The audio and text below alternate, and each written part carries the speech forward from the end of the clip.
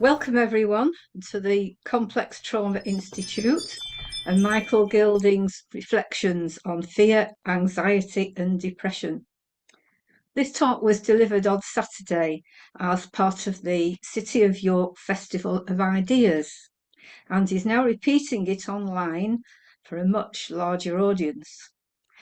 Michael can introduce himself in a few moments, but I'm just going to pass you over to Dimitri because of technical issues with this large audience. Okay, Dimitri? Yeah, so hello everyone. Just a couple of things. So we have a couple of co-hosts, so we will be helping Michael. Um, First of all, please use chat if you want to ask any questions, if you want to pass questions to Michael. So we will be collecting questions and passing to Michael. We will post you link if you want to get certificate, because I realize some of you will want a certificate. So wait until the end. So we'll post you how to get certificate. What else? This is a meeting, so because we have so many people joining, means your camera on, but you choose. You can put camera off, on. Yes, and that's it. I think that's all. So just leave any questions. So we'll be assisting you, yeah, while Michael talk. Thank you. So over to Michael now. So Michael will introduce himself. Your floor. Welcome, everyone. My name is Michael Gilding. I've worked as a counsellor and a psychotherapist for almost 30 years, including over a decade in the NHS, where I ran the local primary care counselling service. I retired as a therapist last year, but I've been still providing training for therapists on the fear system, both through the Complex Trauma Institute and independently. What I'm offering here today is something I've been trying to understand for the last 10 years. It's an attempt to weave together strands of knowledge about fear from different areas and disciplines, including my personal experience, my therapeutic training, and those aspects of neuroscience and human biology that I've been able to understand. The presentation takes about 1 hour, 20 minutes. But there'll be 3 interludes where I'm going to ask you to join me in some simple breathing and posture exercises related to what I'm talking about. And it will also be an opportunity to switch your brains off for a few minutes. I want to start by thanking 3 people who made this talk possible. I've been very fortunate to have had Una McCluskey of the University of York as my clinical supervisor for many years. She introduced me to the concept of the fear system and a method of working with it, and set me off on this journey. When I first proposed my ideas on the nature of depression that you'll hear today, Jonathan Egan of the University of Ireland in Galway was hugely encouraging, introduced me to relevant research, and ensured that I didn't give up. And Dmitry Karpuk of the Complex Trauma Institute, who you just heard from, has both challenged me to develop my thoughts and has constantly supported my work. I'm hugely grateful for the help that these 3 have given me.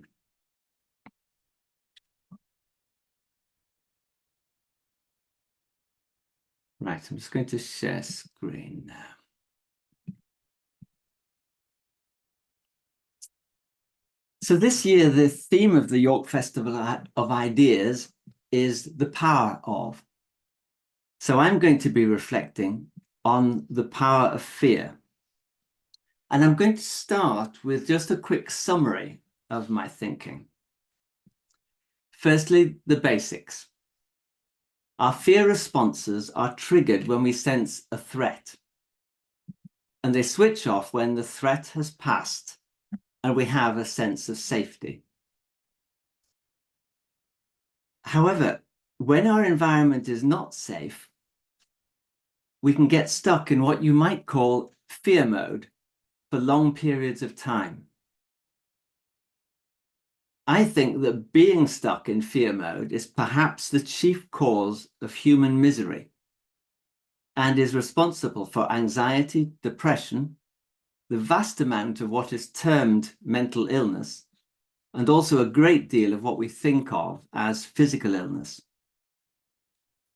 Which leads to the next point, that we think of mental health and physical health as if they were two completely separate things. They're not.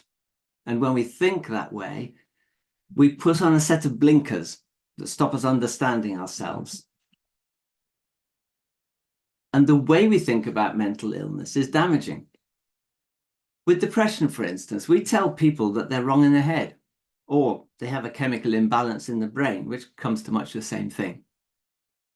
When the real problem is the environment in which people live or have been living, and the threats that that environment poses or posed.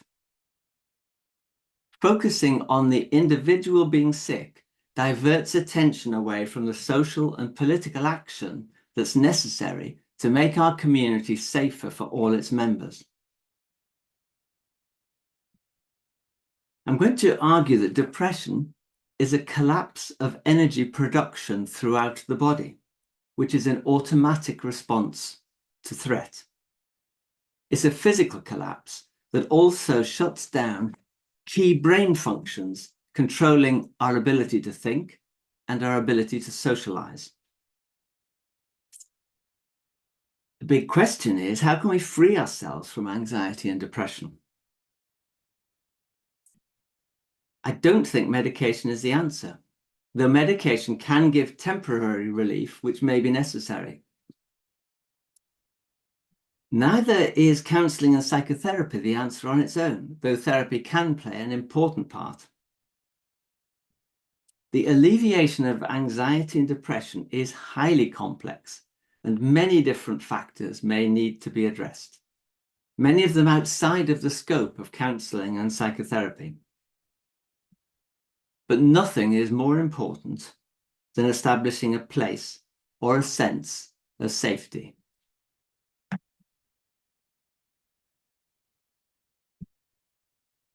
Just going to stop share here. Now, I'd like a bit of feedback on what people are hoping to get from this talk. So we've chosen 12 of you logged in today at random. And in a minute, I'll call your names out and we'll enable your video and microphone so that I can talk to you. I'm kidding.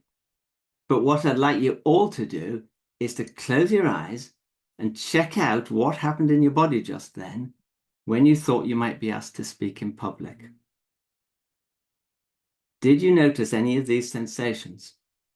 A faster heartbeat, holding your breath, tensing up, going hot or cold, dry mouth, sweaty palms, feeling sick, legs going weak, frantic thinking, mind going blank, dizzy or faint?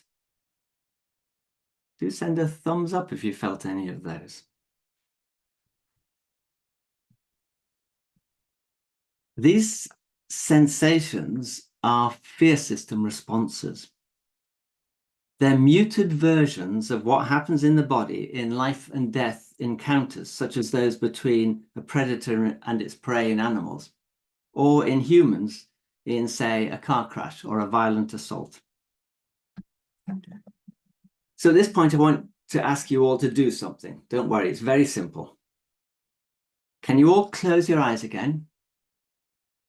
And can you give all of your attention to your breathing? Simply notice the cooler air you're breathing in and the warmer air you're breathing out. Just a few breaths in and out. Stay with that for a moment.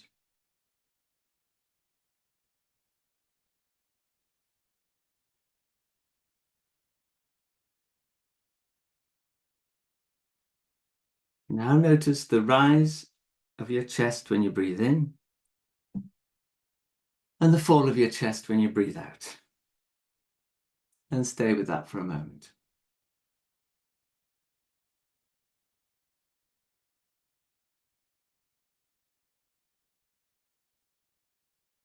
And open your eyes.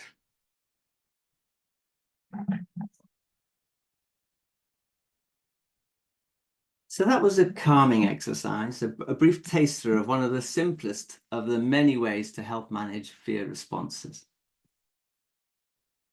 Let's look at these responses.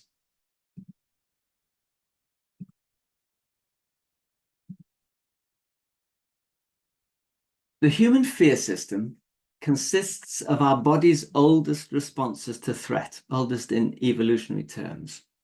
And there are three different responses.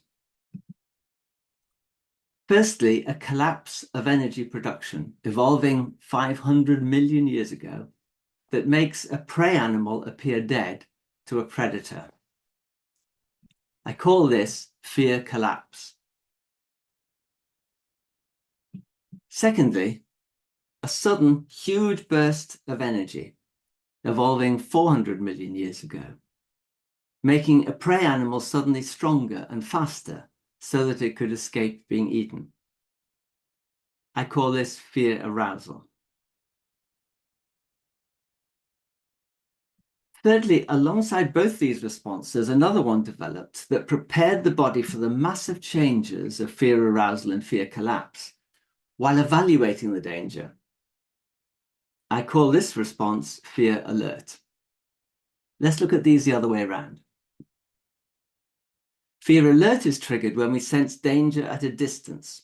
We don't know what it is or where it's coming from, so we scan the environment and our body's ready for extreme action. This response is commonly known as the orienting response. Fear arousal is triggered when danger is close. The predator has started its attack, but there's still a chance of escape. A huge number of changes happen in the body. This response is commonly known as fight-flight, but there is more to it than that. And fear collapse is triggered when the danger is so close that there seems no escape. The predator has seized its prey. In humans, it's likely to activate most powerfully when a state of terror is combined with a feeling of being trapped. That's why it's experienced frequently in the case of rape. This is also called immobility or the tonic immobility response. So we have evaluating the danger and preparing for action, fear alert, huge energy boost to escape from danger, fear arousal, sudden energy shutdown, the last chance saloon, fear collapse. I'm going to show some video clips of fear arousal and fear collapse in animals. Now, sometimes I find that when I stream this material on Zoom, sometimes it works okay. Sometimes it streams really slowly and an awful lot of the detail is lost and you'll just see slight changes from one to the other.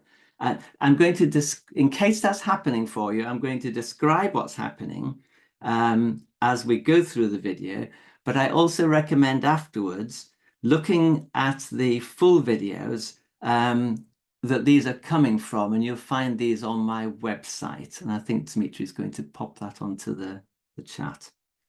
So if the videos don't make sense to you, just log into that afterwards and you'll have the full detail. So in this first clip, we see an antelope in fear collapse having been caught by a cheetah. But there's a hyena comes and it chases the cheetah off because the cheetah's exhausted and the hyena is about to rip into the antelope's stomach. But the cheetah's too close, so the hyena has to chase him off. Now watch the right-hand side of the screen carefully. And you see the antelope go immediately from fear collapse into fear arousal and escape, gets away. And in this next series of clips, a leopard has caught an antelope, and the antelope is in fear collapse. You can see the open eyes there, and the flop of the neck when the leopard lets go. But the leopard gets chased away by baboons, who are not fond of leopards, and baboons are no threat to the antelope. So here we see the antelope lying in a state of collapse, but this is now a safe place. And after a few minutes, these are just very brief clips taken out. Can you see the abdomen starting to rise and fall? We've got the start of a deep, spontaneous breathing. And after a bit, that turns into a shuddering. And in the full video, this goes on for a minute in the full video, going then into a sort of milder shaking for a bit. And then all of a sudden, the antelope is just off and away.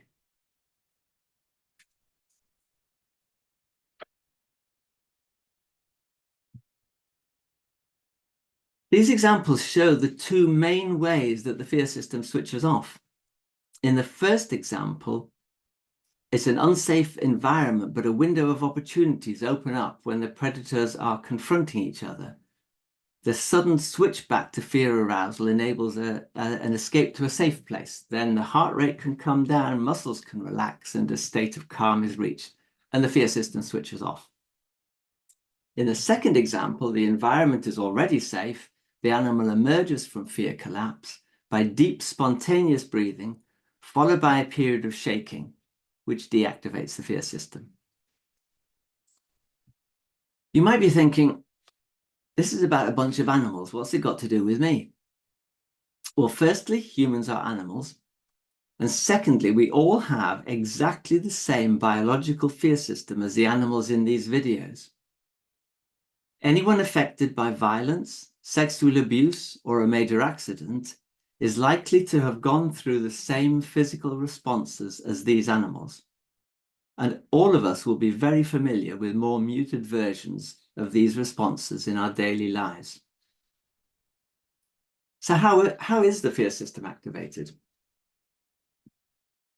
Here's a chart of the autonomic nervous system. That's the part of our nervous system that operates automatically whether we like it or not. Fear alert and fear arousal are triggered by the brain's threat center, the amygdala. And the body's energy system is boosted via the sympathetic nervous system, seen here in gold, going from the brainstem via the spine to all the major organs of the body. Fear collapse is also controlled by the amygdala, which then shuts down the body via the dorsal vagus nerve, which we see here in red, going from the brainstem directly to all the major organs of the body. And how is the fear system restrained or switched off? You'll also see in blue on the diagram a newer part of the autonomic nervous system that developed with the emergence of mammals. The American psychologist and neuroscientist Stephen Porges calls this the social engagement system, and it's crucial in the emergence of animals whose survival depends on living together in social groups.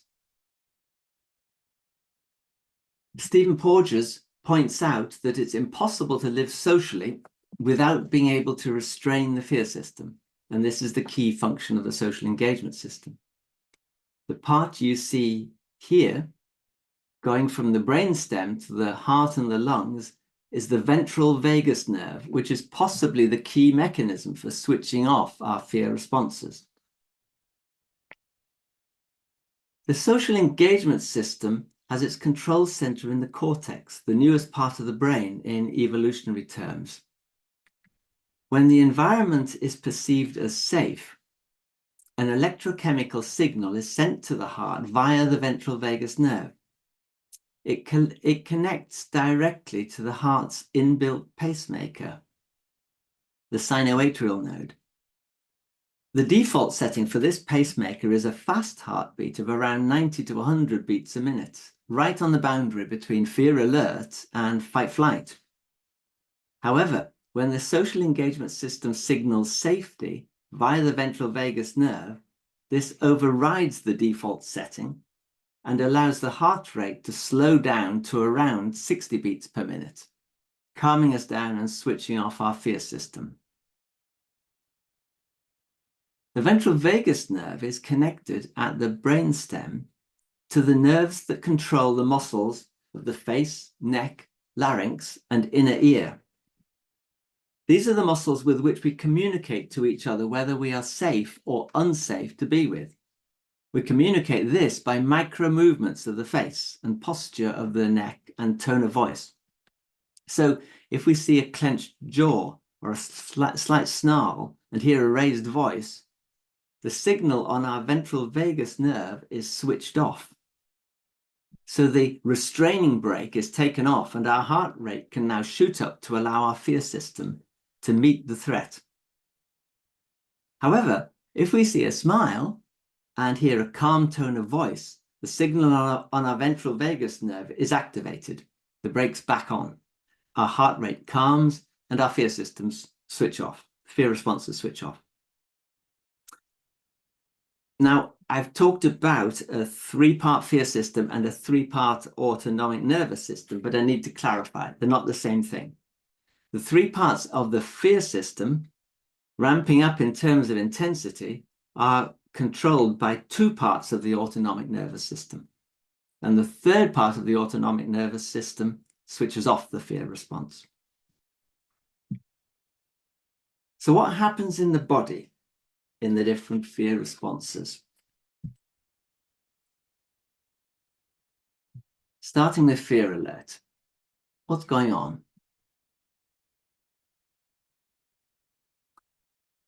When we sense danger, but we don't know quite what it is, we usually keep very still so as not to be spotted and hold our breath to be able to hear better.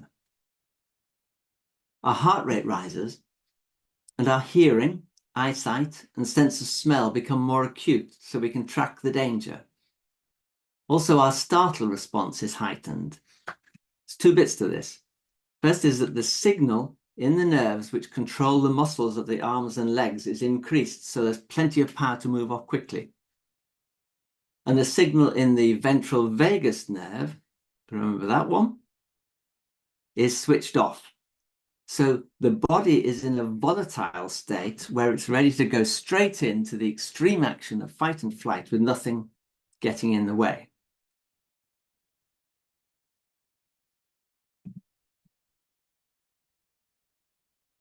The main thing we notice in fear alert is holding our breath and our tension.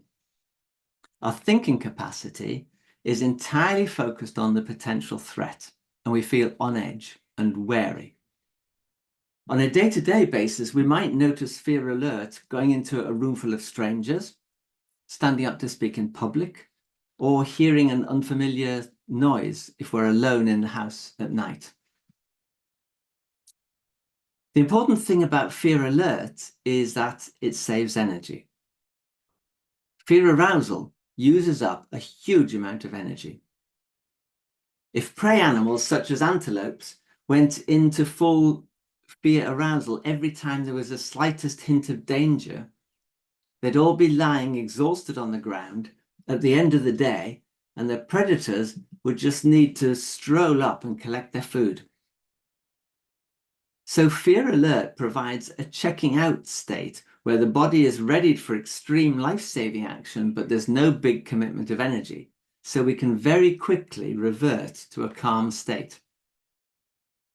And that's a key point, because if we can look out for the sensations of fear alert in ourselves or in anyone we're trying to help, we can quickly get back to calm and avoid going into fear arousal, which could take the best part of an hour to recover from. All we might need is a slight movement of the body just to break the tension and a deep sigh. And we step back from fear alert.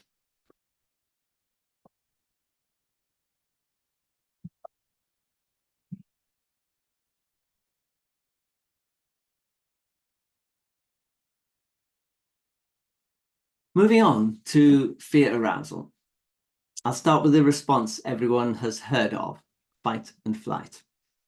Once a danger is close, the brain's threat center, the amygdala, triggers a huge number of changes in the body through the release of hormones and via the sympathetic nervous system. Remember that was gold in the diagram there, with the aim of surviving by running and fighting.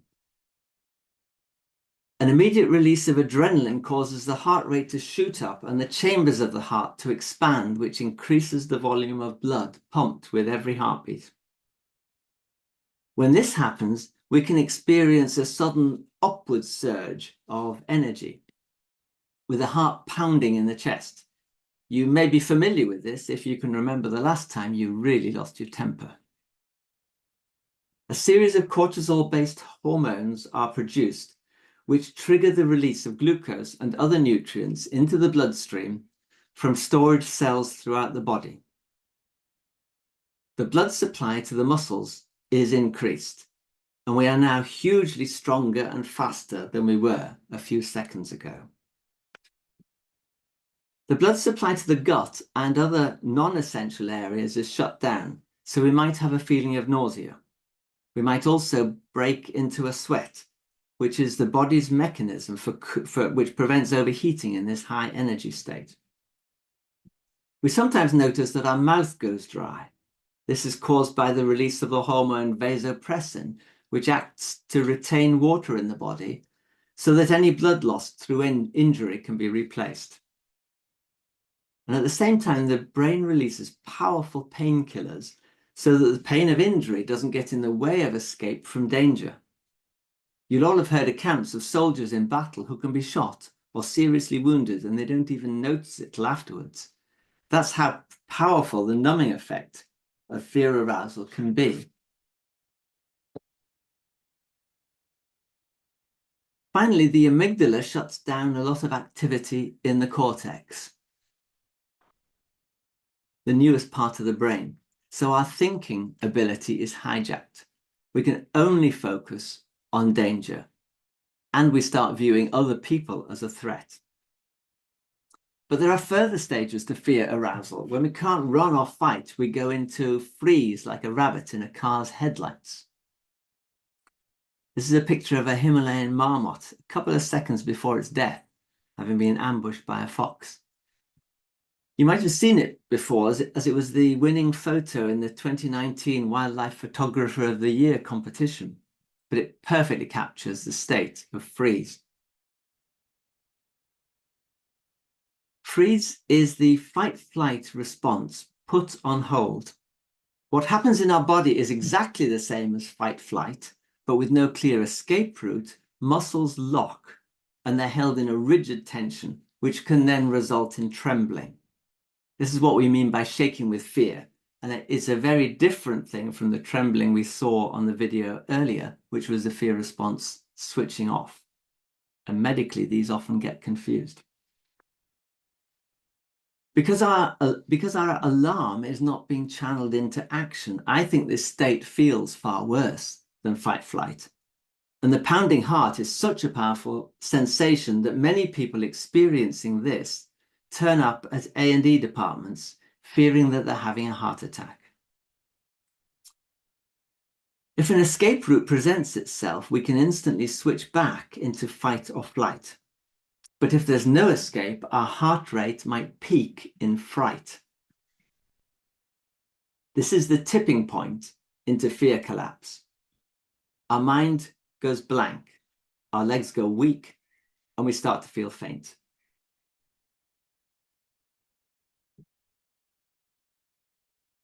Fear collapse triggers when the fear arousal has failed and death seems imminent. The body goes into shutdown. So what's happening? It's triggered by the brain's threat center, the amygdala, and powerful painkillers are released into the bloodstream that induce drowsiness and numbness. The dorsal vagus nerve, remember this one colored red in the diagram, triggers a sudden drop in blood pressure by widening key blood vessels, which is also what happens in a faint. This means that all the cells of the body, the muscles, brain, gut, major organs, are starved of oxygen and nutrients.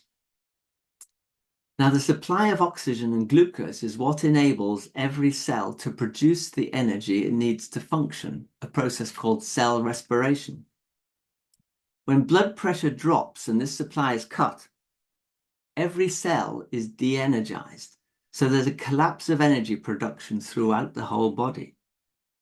It means that the muscles lose their tension and stop working. The newest part of the brain, the cortex, shuts down, which disables the control systems for thinking and for socializing. Then an older part of the brain, the limbic system, which controls our emotional responses, also shuts down. The full activation of fear collapse means that a prey animal suddenly collapses and appears to be dead, lying limp and unresponsive on the ground, often with the eyes open, as we saw in the video clip, and showing little signs of breathing. This physical collapse serves as a key survival strategy because it stops the predator's attack, and this can then open up a window of opportunity for escape, as we've just seen. One thing to reflect on here: if we should have the misfortune of being attacked by a large wild animal, there's a likelihood we wouldn't feel pain and we wouldn't feel afraid. The African explorer David Livingstone was attacked by a lion and described the experience of having his shoulder clamped in a lion's jaws as follows. It caused a sort of dreaminess in which there was no sense of pain nor feeling of terror, though quite conscious of all that was happening.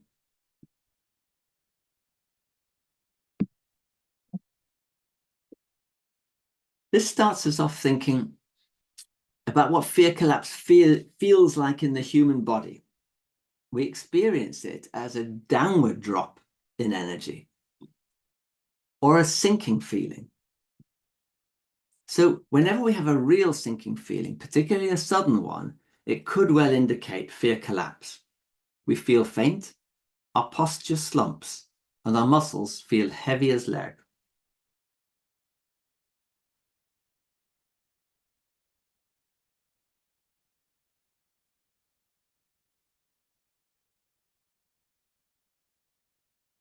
Our eyelids feel heavy and facial muscles droop. We can experience numbness, which dampens our emotional responses, along with a sense of unreality, a sense of being out of the body. We might feel nausea as the gut shuts down, and we might lose control of our bladder or bowels. As we descend into fear collapse, thinking slows down and eventually ceases entirely. Our ability and also our desire to be social is also gradually paralyzed. We lose the ability to make sense of the non-verbal cues, and we can also lose the ability to pick out the human voice from background noise, so we can't properly hear, process, or recall what's being said to us. And finally, we lose all emotional responses, including our sense of fear, and we move from feeling faint and lethargic into physical collapse. Those who have been involved in serious accidents or have suffered violent assault or rape will very likely have experienced a full fear collapse. I believe, however, that most of us are familiar with less extreme forms of this, and I'm going to be arguing that low mood and depression are experiences of fear collapse. So far, I've described these three aspects of the fear system as if they were separate static states.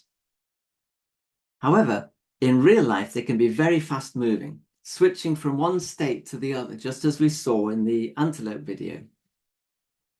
Here's an example from Jeanette Winterson's autobiography, Why Be Happy When You Could Be Normal? She's describing a real setback when trying to trace her biological parents. She received a letter containing a cursory bureaucratic response to her application. Applicants should fill in the usual form and refer back. This is what she writes.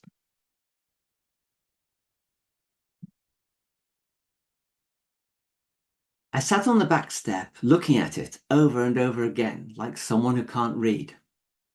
My body was slight shaking all over, in the way that you do if you get caught in an electric fence.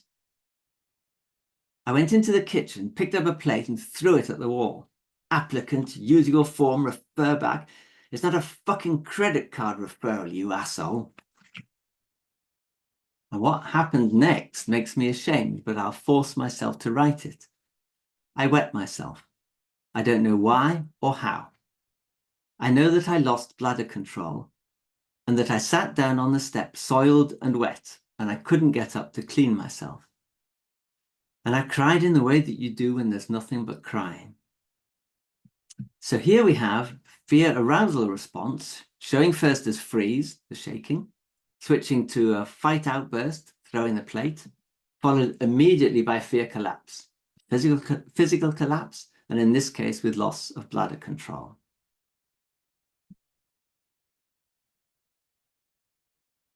Now, let's pause for a couple of minutes and have a rest from listening, switch our brains off.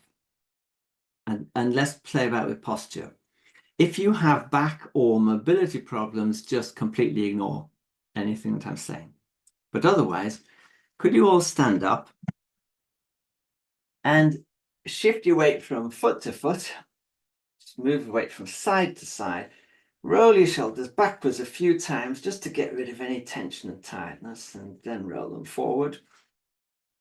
Now, sit back down. But what I'd like you to do is to slightly slump in the chair. So droop, shoulders down, head drooped. Just hold that posture a minute. And check out your mood. What are you feeling like?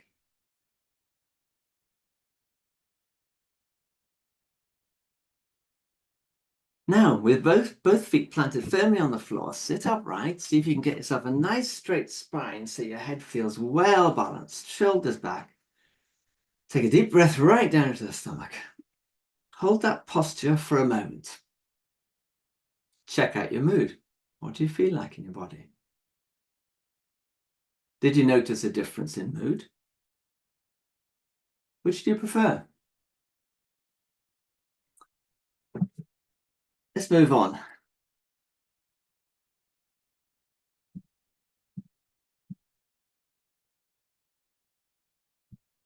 We've looked at what happens in our bodies when different fear responses activate. If they can switch off once the threat has passed, there is no subsequent trauma, no ongoing problem. However, when fear system responses can't switch off, this causes a huge number of problems. Our fear system evolved from the conflict between prey and predator, and in that context, most attacks or chases don't last long. Within a few minutes, the prey is either dead or has escaped to a place of safety. So our fear system is not designed for prolonged periods of activation. And where there are threats that last for, say, over an hour, without a place of safety being available, the fear system itself can start to become dysfunctional. The very biological mechanisms that can switch it off start to fail, and we can be left in a state of chronic fear activation. So that's what I was referring to right at the start of my talk when I said that much human misery derived from being stuck in fear mode for long periods of time. The key factor is safety.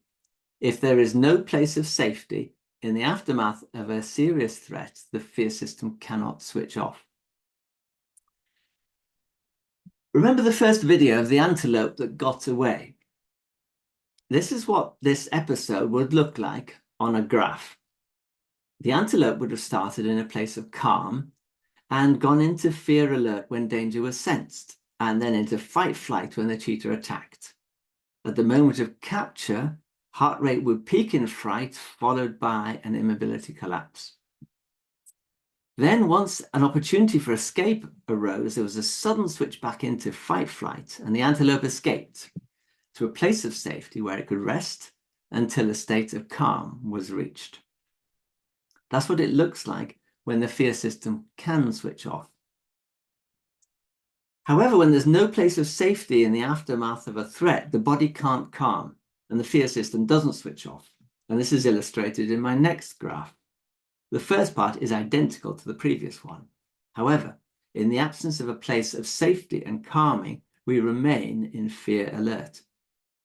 In this state, the nervous system is much more volatile, and even less serious threats can trigger further states of arousal and collapse that again only resolve into fear alert. In this way, an ongoing cycle can be established, a roller coaster effect, which can repeat continuously at any indication of threat, whether it's serious or not, whether it's real or imagined. Now, animals can get stuck in fear mode, but they don't last long in the wild. We humans are more likely to get stuck in fear mode, and I'll mention 3 reasons why. Firstly, we are highly social beings and we're dependent on the care of others for many years, so rejection or abandonment by those closest to us is sensed as a life and death matter and activates our fear system just as powerfully as a life-threatening physical attack.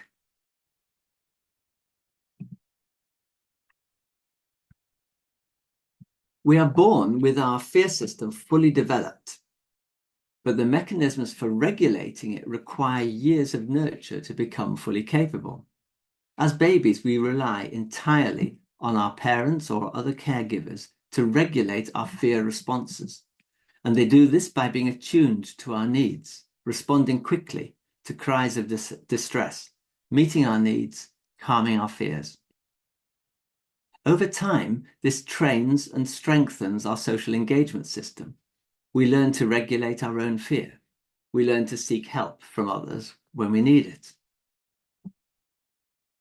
However, those who suffer neglect, cruelty, violence, and abuse in childhood don't develop a social engagement system that can switch off fear. And there are actually few of us who haven't experienced failures of care from parents or other adults responsible for our care, who are overstressed, unsupported, angry, anxious, or depressed because of the general state of the world that we live in. Lack of timely and attuned care leaves us with a less well-developed social engagement system, more vulnerable to further social blows such as school and workplace bullying or relationship difficulties, and this leaves us more likely to get stuck in fear mode.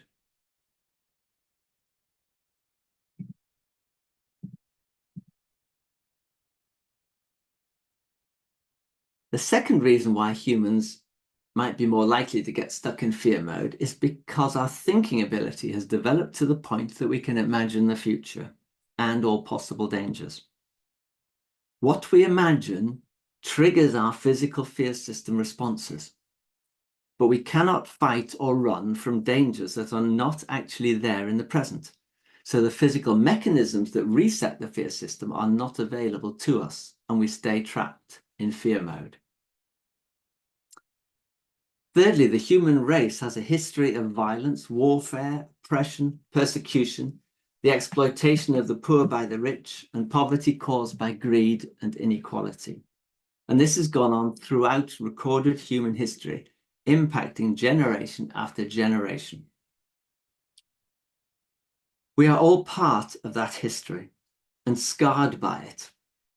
And whether genetically or through failures of nurture, we inherit fear systems that don't easily switch off. We are a traumatized species, and we don't notice it because it's our normal state. It's what we're used to.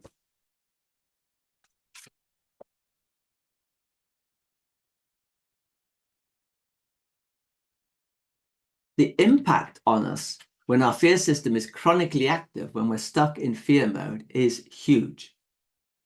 It has a detrimental effect on our psychological well-being, our physical health, our patterns of behavior, our patterns of thinking, our ability to relate to others, and at a collective level, our ability to function as a society. In terms of psychological well-being, which we could also describe as emotional turbulence, we can map the states of distress we get into on this roller coaster of the unregulated fear system. Let's just add in the different aspects of fear arousal: fight, flight, freeze, and fright. Now let's superimpose more familiar terms on these fear states. So here we have anxiety, a state of being stuck in fear alert and constantly being triggered into fight-flight. We see the fight response reflected in uncontrolled anger or rage, while freeze and fright are more familiar to people as panic. Where fear collapse is triggered, but the ventral vagus nerve, this one here, is still providing some regulation, we can experience low mood, a state where we can function fairly normally, but as our body cells start to de-energize, each task takes more effort than it normally would. The more that ventral vagal regulation weakens, the more our energy drops. And this, I think, is a mechanism which underlies our experience of depression, which can vary from mild to severe as fear regulation weakens further. I'd like to explain how I came to see depression as belonging to the shutdown part of the fear system. About 10 years ago, I came across Peter Levine's book, In an Unspoken Voice, which introduced me to the idea of physical collapse as a fear response. I started writing a conference paper updating the fear system model that I and my colleagues had been using.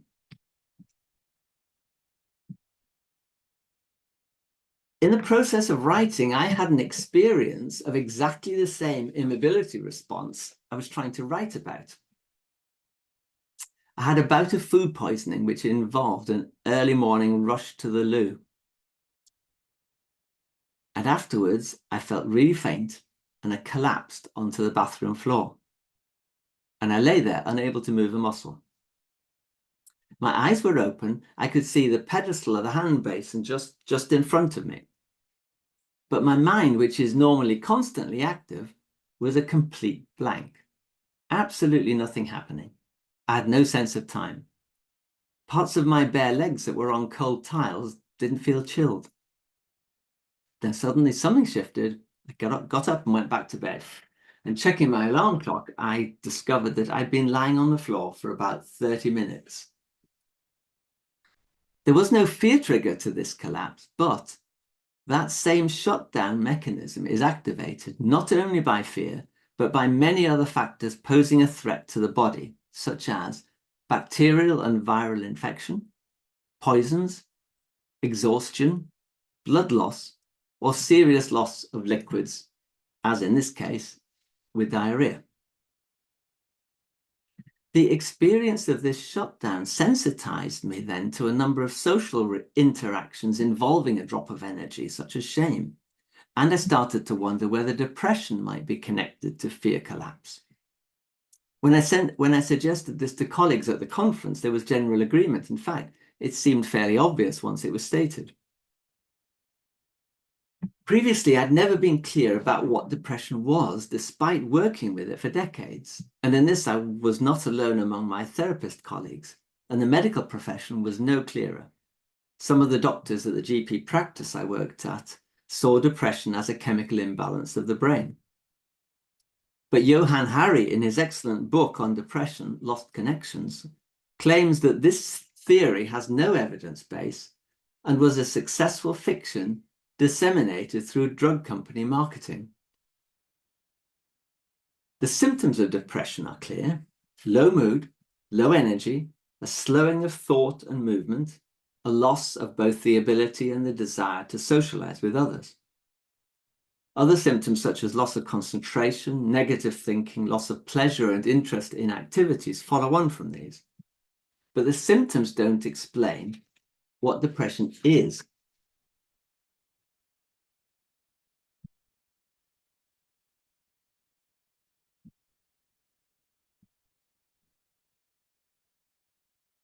However, as soon as you put depression's key biological markers alongside those of fear collapse, you see the parallels.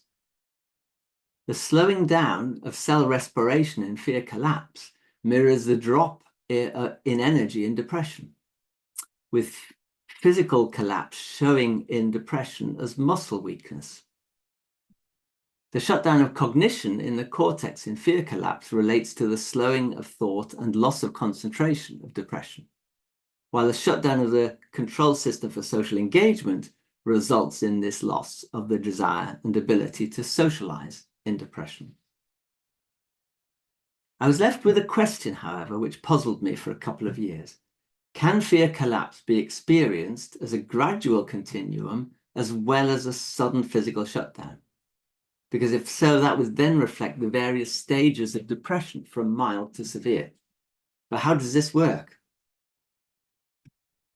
I eventually found an answer to this question after writing to Stephen Porges, who I've mentioned previously. He sent me a pre-publication copy of an article he wrote with Jacek Kolacz, which referred to the fact that the signal on the ventral vagus nerve, which shuts down the fear system, is weakened if it's withdrawn for too long. So when we get stuck in fear mode over long periods of time, the brake becomes less effective at restraining our fear reactions. The metaphor that occurred to me that made sense of this was that our fear system responding to threats was a bit like a barn door flapping in a strong wind. Let's look at this first in the context of the fear system functioning well. If I superimpose this metaphor onto the roller coaster of the fear system, we see it responding to threats by oscillating between fear collapse and fear arousal. Here's a real example. A friend told me recently of being hit by a car when cycling.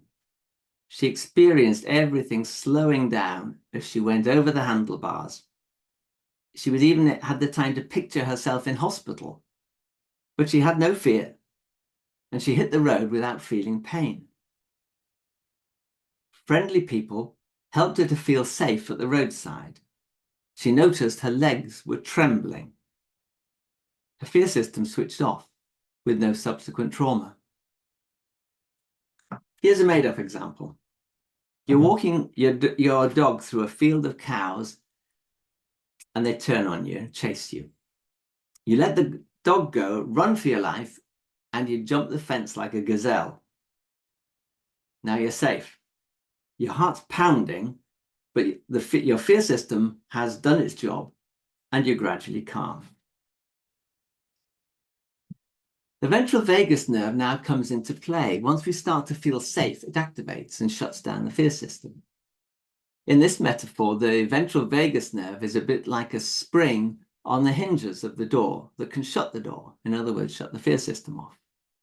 When the signal is strong, it's like a spring with full tension that can keep the door shut. Threats that are not life and death will not activate the fear system. Here's a couple of examples.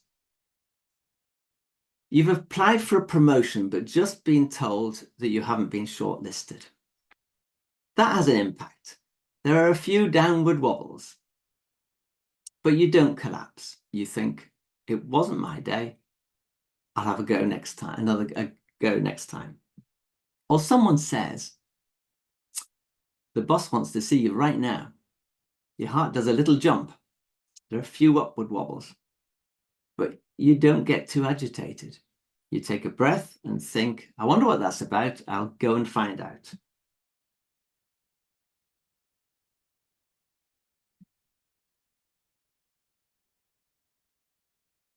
However, when the signal has weakened because we've been stuck in fear mode, I imagine that the ventral vagus is like a spring that has lost some of its tension.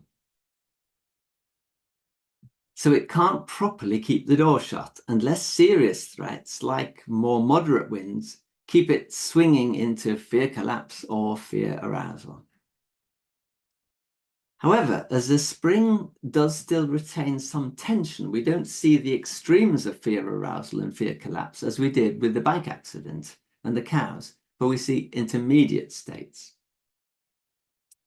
If we've been stuck in fear mode and we hear that we haven't been shortlisted for promotion, our mood might really drop.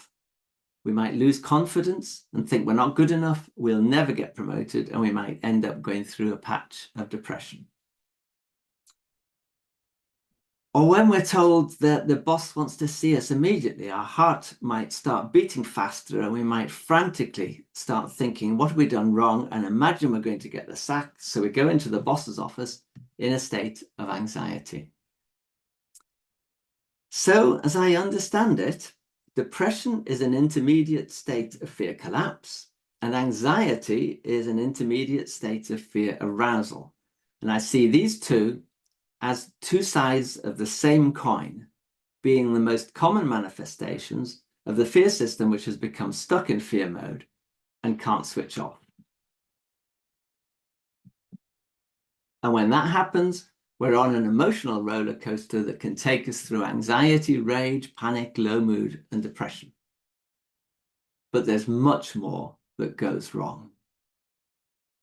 Being stuck in fear mode also has a huge impact on our physical health. It can cause chronic physical illness, cardiovascular disease, gastrointestinal disorders, rheumatoid arthritis, frequent viral and bacterial infections, chronic pain, and chronic fatigue. It can lead to the development of long-term behavioral patterns of self-neglect, self-harm, self-criticism, social avoidance, violence, and all the various kinds of addictions. It can shut down our ability to learn and benefit from education. It has a disastrous effect on our ability to make and sustain relationships. Fear-free relationships are equal, supportive, companionable. Fearful relationships are unequal, one partner dominant, the other submissive, both seeing the other as a danger and trying to control them by coercion, intimidation, violence, or by trying to please and manipulate. At a societal level, the unregulated fear system has created the cultures that we're born into, shaped by the violence, power imbalance, and suffering of the past. When levels of fear rise, societies focus on danger and find it in any sort of difference, be it race, nationality, tribe, class, gender, religion, sexuality, or political affiliation. Those who are different are seen as the enemy, rather than as fellow human beings. And so the pattern of abuse, discrimination, oppression, persecution, and war continues into future generations. If you'd like a more detailed account of this, because I've had to skim through at huge speed, together with the sources that I'm relying on, you can download my article, What is Complex Trauma?, from my website. And I think Smitri will put that on the chat. In this article, I argue that complex trauma is this condition of being chronically stuck in fear mode. I think complex trauma is far more common than we think. We associate the term with debilitating symptoms that shut down functioning. But I'd refer to those symptoms as severe complex trauma or complex PTSD. In its milder form, I think complex trauma is the normal state of humanity. It doesn't shut down our functioning, but it stops us living fully, and it leaves us prey to anxiety and depression. So I'm going to go back to my previous claim that stuck fear responses are perhaps the chief cause of human misery.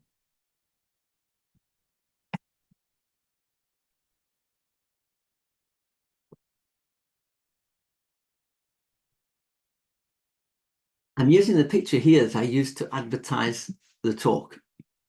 My thanks to my nephew, Oliver Pitt, a gifted illustrator, for allowing me to use it. For me, it powerfully captures a sense of humanity stuck in fear mode. It conveys anxiety, depression, a sense of being trapped, a sense of being diminished, a sense that we are a traumatized species.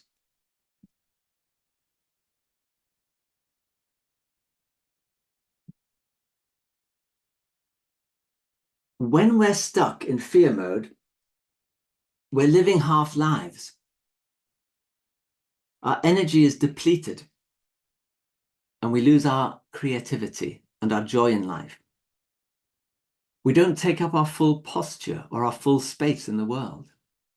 We close the door on opportunities that life presents us with because we're afraid of change. We don't approach others we're drawn towards because we fear rejection and humiliation. And because we're so focused on what's going wrong, what we can't do, how awful we feel, we're unaware of our surroundings, the amazing world we live in, and the amazing people we share it with. When our fear system manages to switch off, anxiety and depression vanish. And the most striking thing about that state is how much energy we then have, how much sheer vitality. We become immensely more productive and creative. We become much more sociable. We notice everything around us. We feel strongly connected to others and to the natural world. We recover our sense of joy.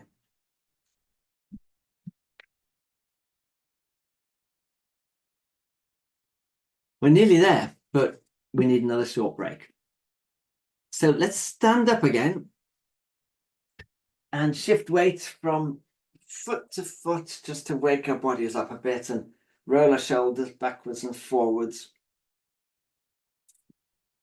And maybe sway from side to side just to get our bodies working again. After sitting too long. Now sit again, but let your posture slump. I want you to try a type of breathing that will inflate you and recover your posture. So just watch what I'm doing and I'll describe it. And then I'm going to do it again. And I'd like you to do it along with me. So it starts with taking in a very long, slow breaths through pursed lips, then breathing out very quickly, but not allowing your posture to collapse when you breathe out. So I'd start slumped like this and go.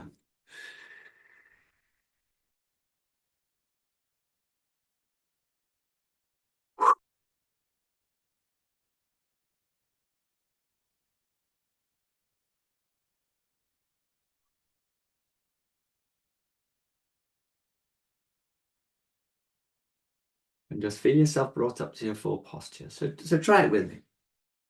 Allow yourself to slump like this. Long breath in through pursed lips.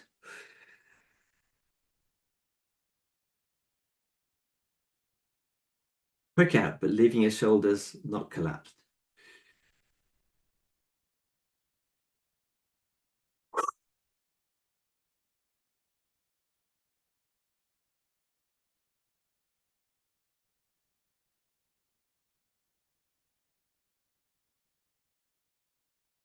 And maybe one more time.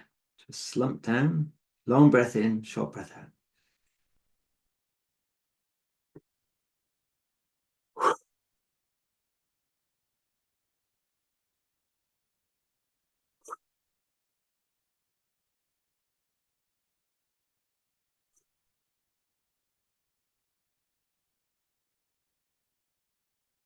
Right again afterwards. Maybe try it for a bit longer than we've had time for. I find when I do, if I'm feeling a bit down and my eyelids in particular are feeling quite heavy, if I do that for a few minutes, there's a point where all of a sudden it's sort of like my eyes just go ping and they're no longer heavy and I can see clearly and I know I've come out of the collapsed state.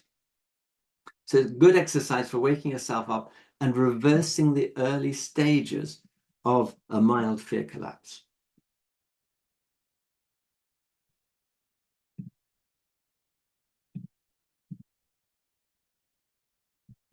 So we talked about the fear system, what it is, how it works, the things that go wrong when it can't switch off. And the key question is, what can we do to free ourselves from the grip of unnecessary fear? First of all, medication such as antidepressants is not the answer. Medication can play a part, and I've worked with many people where medication provided a stabilization that made the therapy possible. However, as James Davies points out in his book Sedated, much research has shown that in prolonged use, antidepressants become less effective, can impair recovery, and may eventually do more harm than good. I would strongly recommend this book, which outlines the powerful financial forces which benefit from persuading us that we are ill and keep us as consumers of medication, rather than people who can change our world for the better. What about counseling and psychotherapy? I think it can play an important part in freeing ourselves from unnecessary fear, helping to lessen the impact of past trauma, and helping us to explore changes we could make, both to the way we treat ourselves and to our external environment. But therapy is not the whole answer. The more I came to understand the fear system, the more I moved in my therapeutic practice towards working directly with the sensations of the body in order to regulate fear and make change possible. And this helped me to see that much of what needs to happen is outside of the scope of therapy. The key issue is, how do we help the fear system to switch off? But there might be many factors that are keeping it active. Some of these may relate to the external environment, and some of them need political answers. Some relate to the workplace. It can be an important task of therapy to examine what changes are possible there.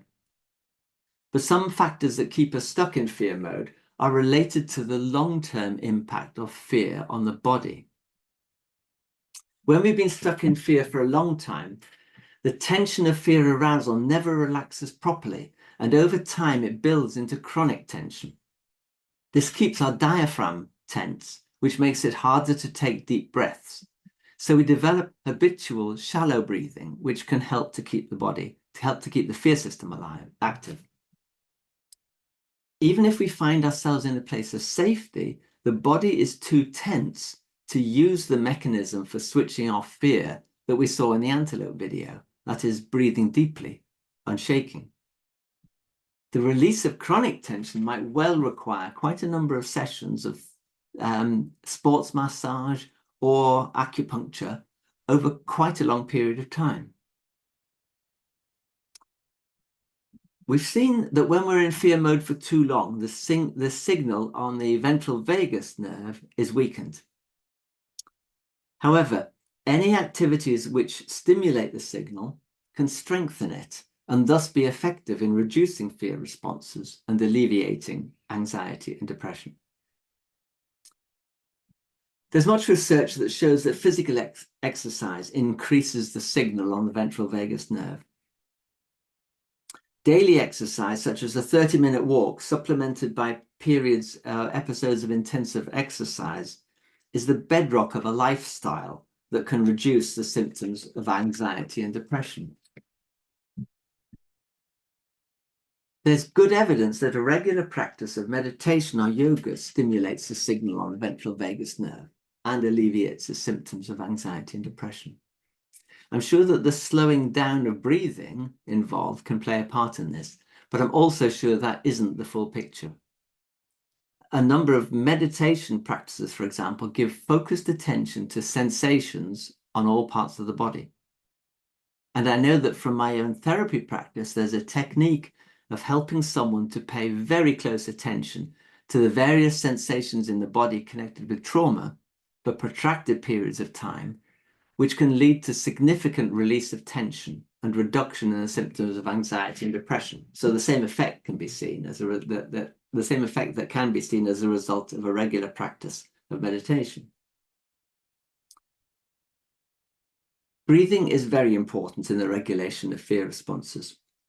When we breathe in, our heart rate rises, and while we're breathing out, our heart rate is falling. This means we can use breathing to slightly raise or lower our heart rate in order to help regulate our fear responses.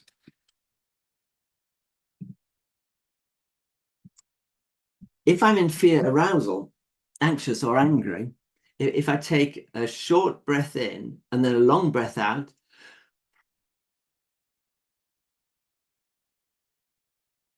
and keep repeating this, my heart rate will gradually lower and I can come to a calmer and less fearful place.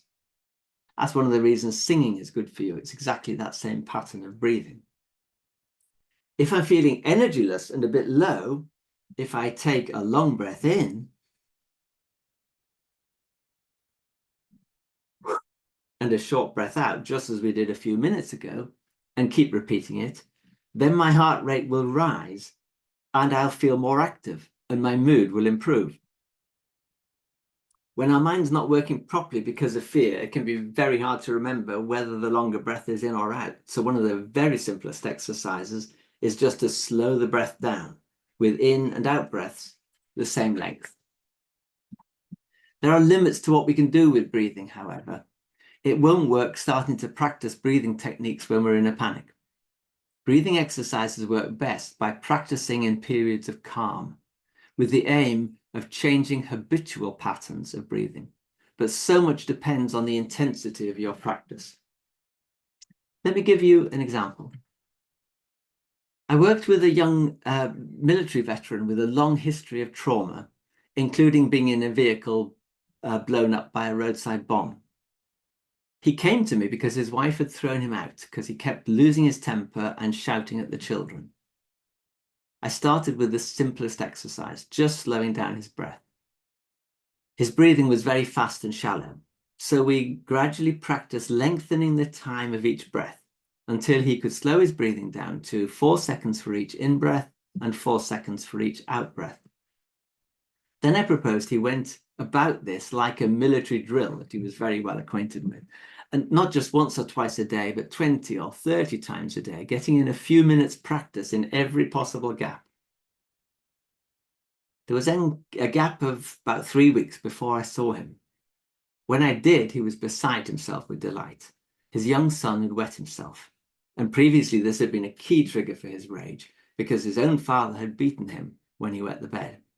This time he didn't get angry. He just said, "Oh dear, let's get you cleaned up." And he described his son just looking at him with disbelief. "Aren't you going to shout at me, Dad?" I was delighted, but I was also a bit shocked, and I was disbelieving and wondered how long it would last. And having got what he came for, my client then finished at that stage.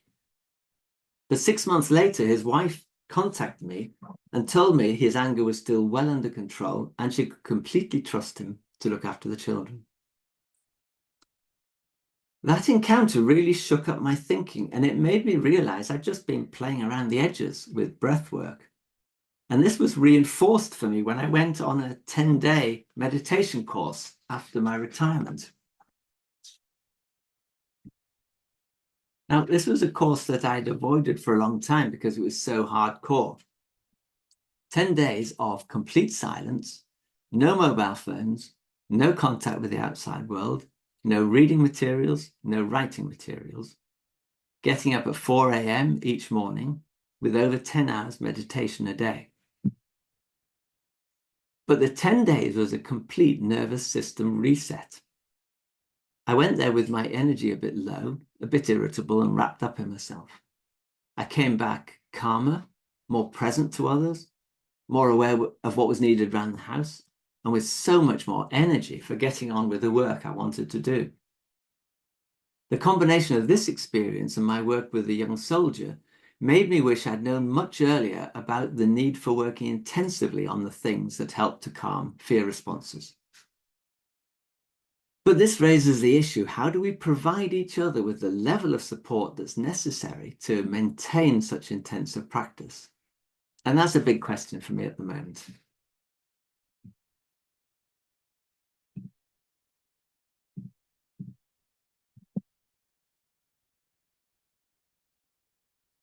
We've looked at the social engagement system as a key regulator of our fear responses.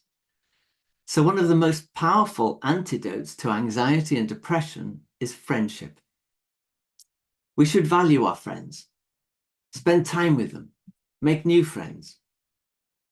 I'm talking about real friends, people in whose company we relax, people with whom we can be our full selves, people we can turn to when we need help, people who share our interests, people with whom we can play.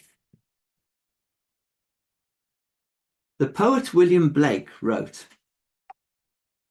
"The bird, a nest, the spider, a web, man, friendship."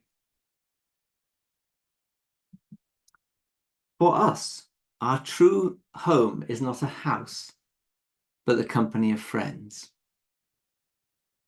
Johann Hari gives a wonderful example of the blossoming of friendship in a rundown quarter of Berlin, where a protest against rising rents and evictions brought together a hugely diverse group, including the gay community and Turkish religious conservatives, fighting for and caring for each other, and transforming what had been an area of poverty, isolation, and depression into one that felt like home. In such a home, we can relax and our fears subside because we have found safety. And of all the factors we have to consider when thinking about how to break out of fear mode, none is more important than a sense of safety.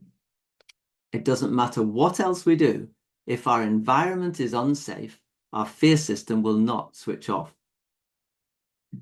If we want to tackle anxiety and depression, we need to tackle lack of safety as a society. We need to tackle it in our local communities.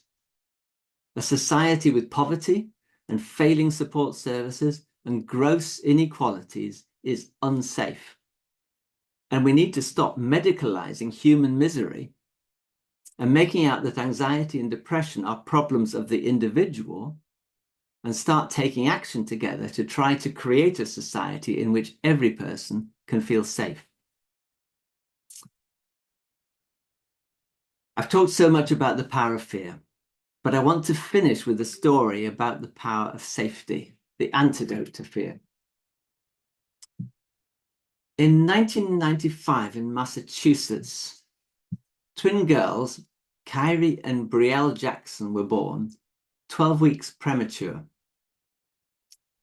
They were treated in intensive care in separate incubators, as was the normal pattern then. Kyrie made good progress and gained weight, but her smaller sister, Brielle, wasn't thriving, and after a few weeks her condition became critical. Her heart rate became dangerously high, her limbs turned blue, and she struggled to breathe.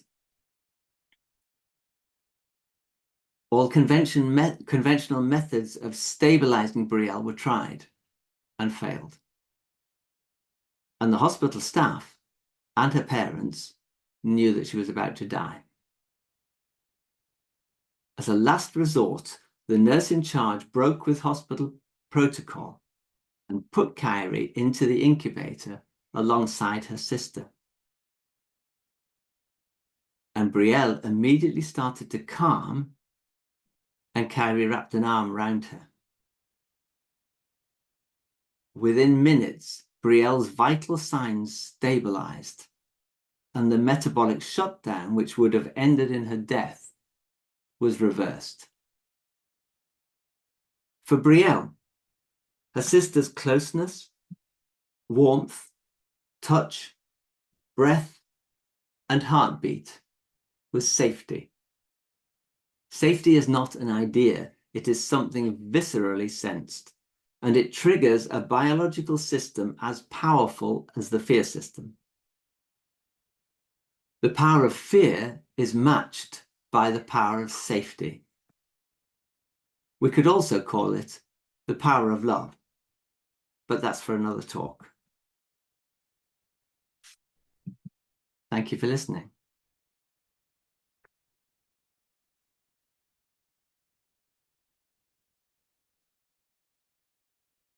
We have limited time for questions now. We've only got 10 minutes left, and there are quite a lot of you.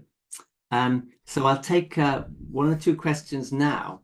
But if you could write any questions you have on chat, I'm running another session on Thursday, the 4th of July, just for follow-up Q&A from this session, from 3:30 to 4:30.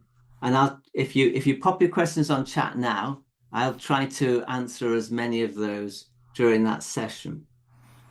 If you can't make that time, don't worry, you'll be sent a link for the 4th of July, but you can access that link at any time of your choosing after the 4th of July. Yes, Michael. So we have a few questions. I hope you will answer them. Well, I'm looking for questions. Number one, how does this model apply to autistic people? Well, that's a very big question. It's also a question that takes me well out of my area of expertise. I think that the model of the fear system and the way that we're affected by the fear system applies in exactly the same way. But I think there are issues with the working of the social engagement system with autistic people that actually make it harder for the fear system to turn off, make them more vulnerable to stressors. And I think that there is a lot of what we do in psychotherapy that presumes that the social engagement system can be repaired in some sort of a way, even if it's not working as well as it should. And that presumption isn't correct with autism. I do think that, I think it's a very particular specialism for therapists, but certainly in the time that I've been working as a therapist, I would have always referred on to a specialist, but the number of people who now specialize in that is increasing. Okay, thank you, Michael. I hope you can answer a couple more. Very quick one. Somebody want to clarify: is complex trauma you mentioned is the same with complex PTSD? I think complex PTSD is the high end, the severe end of complex trauma. The way I see it is trauma is what happens when there's been a threat, the fear system is activated, but because of lack of safety afterwards, the fear system doesn't switch off. So one is left with PTSD-like symptoms. But where you have a simple trauma, let's say there's not a big history of trauma. This is someone, a fairly well-functioning adult, and say a car accident happens, and you get trauma symptoms and nightmares and flashbacks and all sorts. You can actually work quite quickly with it using, say, a method like EMDR. And within a very short space of time, you can help the fear system to shut down, and then that's all sorted. Complex trauma is where and this is usually stuff that belongs to childhood or has been going on for a very long time, where there is no safety afterwards. There's then no safety, and then more things go wrong, and the fear system stays active for long periods of time, and then it really starts to affect the biological mechanisms that switch off the fear system. It starts to affect relationships. So there's just a wider and wider problem of things going wrong. But I think we can see it from sort of mild to really severe. And I think complex trauma is the human condition because we are born into a world of trauma. So it's the same, complex trauma, complex PTSD. Yes, Yes, basically we're just talking levels of severity. Mm-hmm.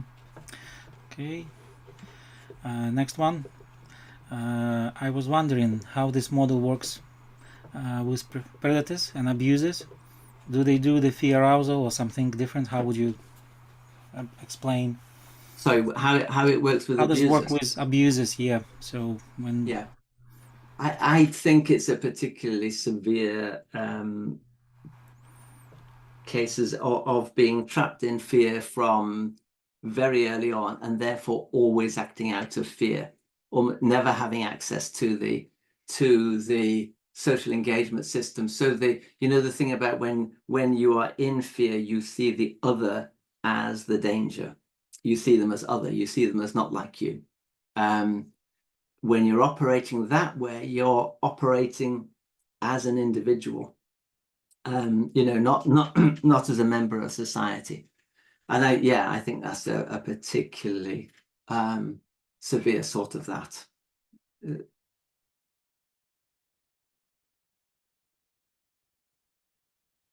So I see you doing well. One more. So, Michael, would you suggest that addressing cognitions, for example, in CBT, is superfluous to the treatment of fear arousal, and we could solely focus on physiological aspects? I'll translate. So, do we go straight away to physiological aspects? Really, is it superior? I think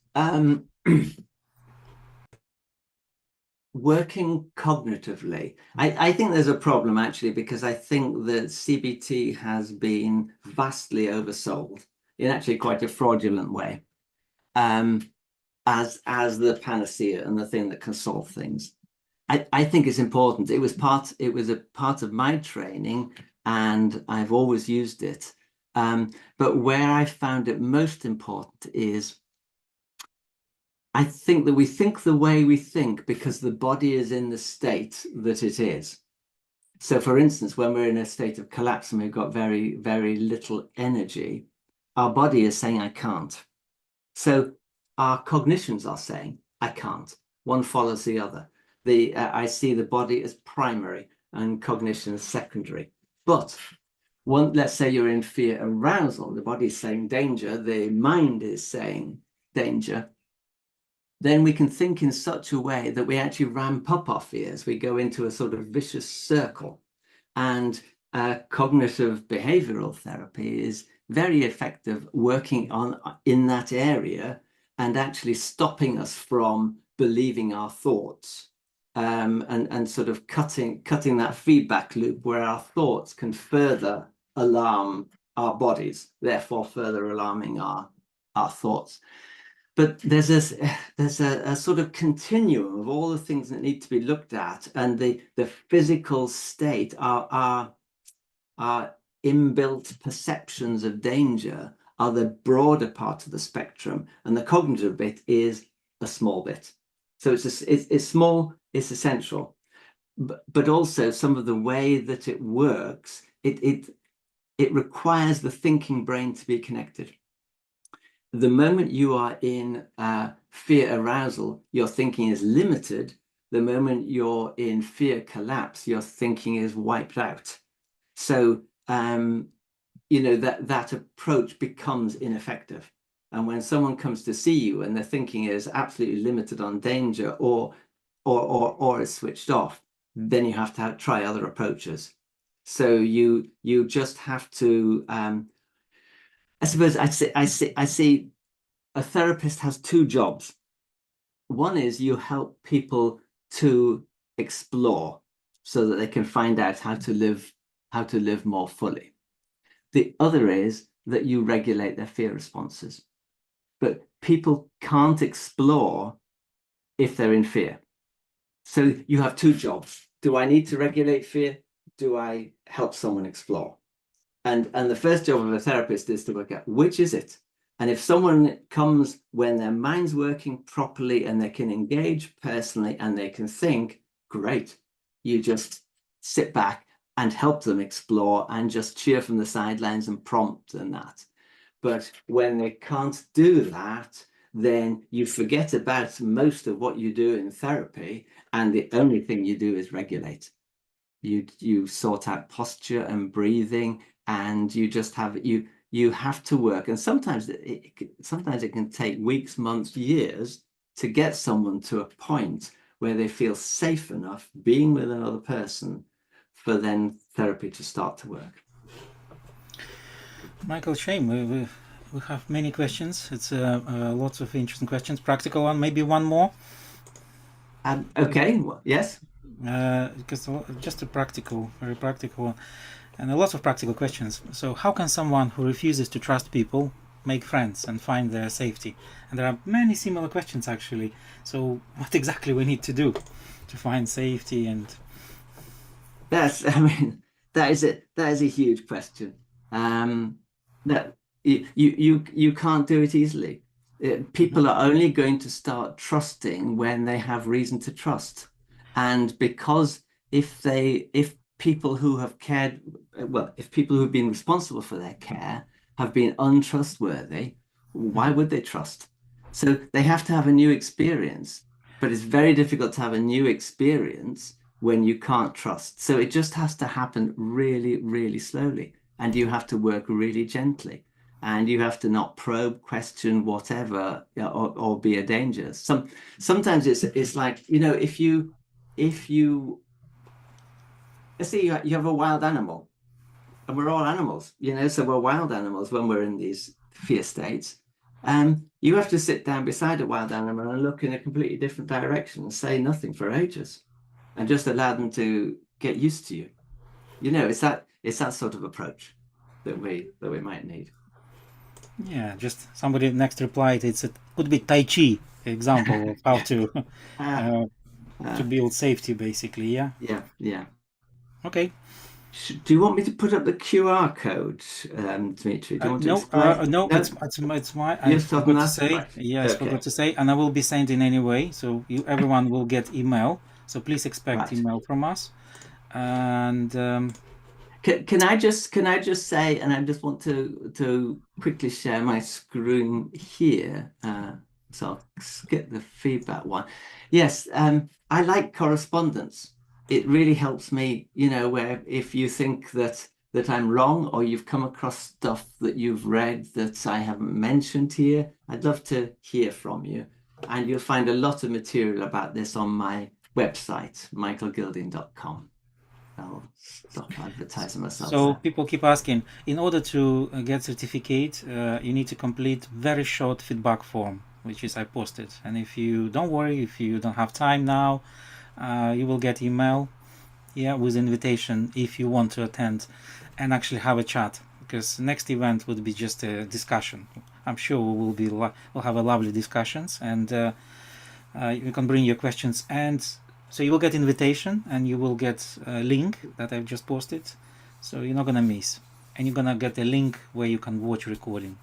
So if you lost, you can wait for email, and please keep checking your spam folder, because often, unfortunately, emails go to spam. And just write to us if you need any help. So thank you, Michael. Do you want to add anything? No, thank you very much for listening, all of you. Thank you. Oh, thank you for your time, Michael. It's people keep saying thank you. I hope you can see messages popping up. People saying thank you. So pleasure to have you, Michael.